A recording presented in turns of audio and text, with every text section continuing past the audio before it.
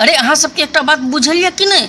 अरे पेट्रोल 55 रुपया के आधा लीटर भ गए। हाँ ठीके कही। ताहि दुआरे भैया हम मोटरसाइकिल वाला कार वाला लफड़े छोड़ दिलिए। कतौ जाइ छी पैदले जाइ छी, कतौ जाइ छी साइकिल तऽ जाइ छी। अहूँ सब यूज करू। हाँ नमस्कार प्रणाम गोर लगै छी। हम छी रवि कौशल, उपस्थित छी अपने तक बीच यूट्यूब चैनल रवि कौशल के जरिए। और अखन पेट्रोल डीजल के जे दाम बढ़ल छै ताहि पर पूरा हर चीज़ के दाम बढ़े। देखियो पेट्रोल डीजल पर पूरा मतलब साग सब्जी या एहन तरह के जरूरत जते चीज़ जे किराना के आइटम या जतेक राशन पानी के सामान सब है सब पेट्रोल से बाधित छै, पेट्रोल पर डिपेंड छै।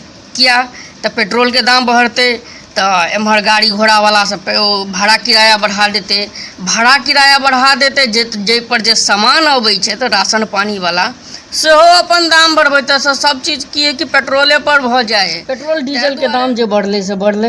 बीच में ही सरसों तेल 180 रुपये लीटर। हाँ देखियो हम सब तो 21वीं सदी में छी कि नहीं छी।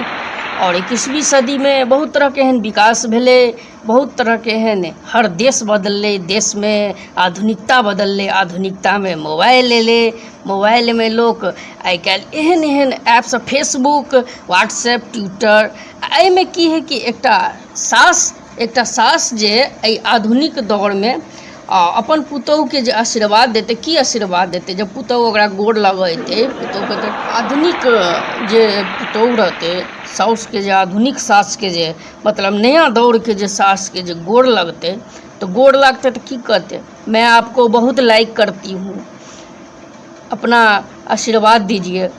सास की कहते, सदा फेसबुकिया नमः, हमेशा इंस्टाग्राम फॉलो नमः, हमेशा व्हाट्सएप भवः नमः।